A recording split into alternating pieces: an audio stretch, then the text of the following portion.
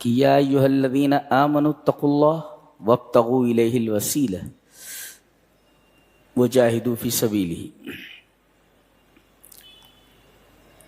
وسیلہ کی 3 قسمیں، ایک ہے جائز، ایک ہے بدعی اور ایک ہے شرکی۔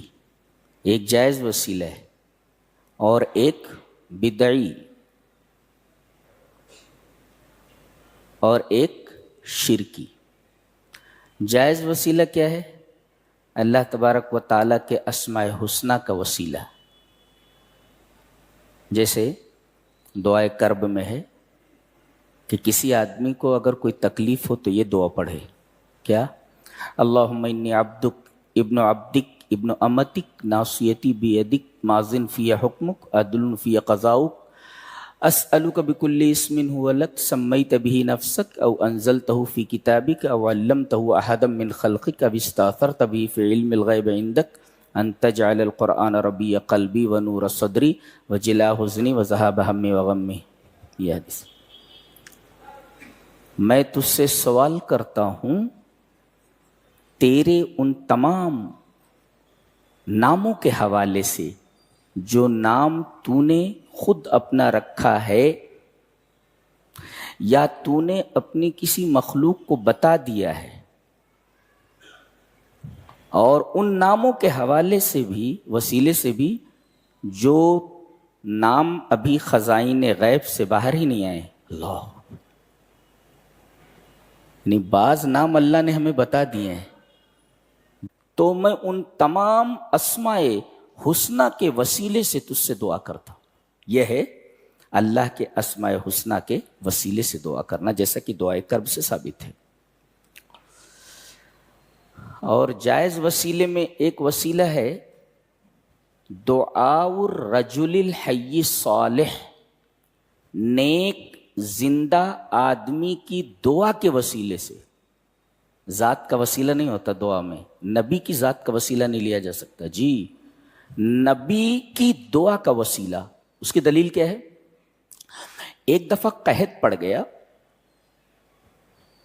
تو حضرت عمر رضی اللہ تعالیٰ عنہ حضرت عباس ابن عبد المطلب، جو اس وقت مدینہ میں سب سے بزرگ تھے، بڑے نیک تھے، ان کے پاس آئے اور کہا کہ چلیے اللہ سے دعا کیجئے۔ دیکھیے اب عباس ابن عبد المطلب ایک نیک آدمی ہیں، زندہ ہیں، ان کی دعا کے وسیلے سے بارش مانگی جا رہی ہے، اور وہیں نبی کریم صلی اللہ علیہ وسلم کی قبر مبارک ہے سامنے ہی۔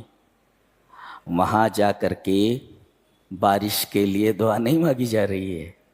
ہاں، تو دعاء الرجل الحی الصالح، نیک آدمی ہو، زندہ ہو، اور اس کی دعا کا وسیلہ ہو، نہ کہ اس کی ذات کا۔ اور تیسرے، اپنے کسی نیک عمل کا وسیلہ، جیسا کہ حدیث غار میں ہے کہ 3 آدمی بارش سے بچنے کے لیے ایک غار میں گھس گئے، ایک چٹان پھسل کر غار کے دروازے پر آ کر رک جاتی ہے،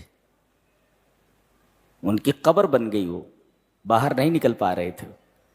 تو تینوں نے یہ طے کیا کہ اپنی اپنی زندگی کے کسی نیک عمل کو سامنے رکھ کر کے اس کے حوالے سے، اس کے وسیلے سے دعا مانگی جائے۔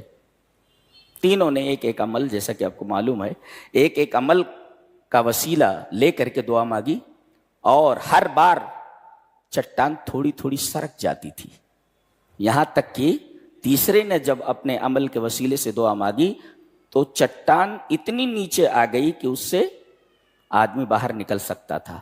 تو ایک اللہ کے اسماء حسنی کے وسیلے سے، کسی زندہ نیک آدمی کی دعا کے وسیلے سے، اور اپنے کسی نیک عمل کے وسیلے سے دعا مانگے۔ جی، کہے اللہ سے، اے اللہ میں نے ایک عمل کیا تھا، اگر وہ عمل تجھے پسند ہے تو میں اس عمل کے حوالے سے، وسیلے سے دعا مانگتا ہوں کہ میری یہ دعا قبول کر لے۔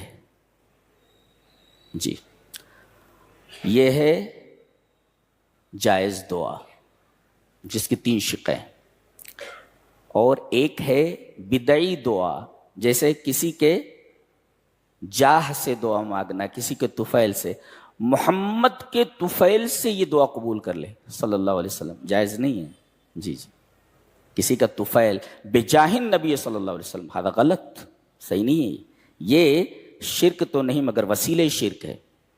اور تیسرا جو شرکی ہے، کسی مردے سے دعا مانگنا، کسی قبر کے اوپر جا کر کے اس سے استمداد کرنا کہ بابا میرا یہ کام کر دیجئے، تو چونکہ یہ استمداد بالموتى ہے، استمداد بالمیت ہے، ہذا حرام، شرک ہے یہ. لہذا یہ 3 قسم کے وسیلے ہیں جس میں ایک جائز ہے، ایک بدعی ہے اور ایک شرکی ہے.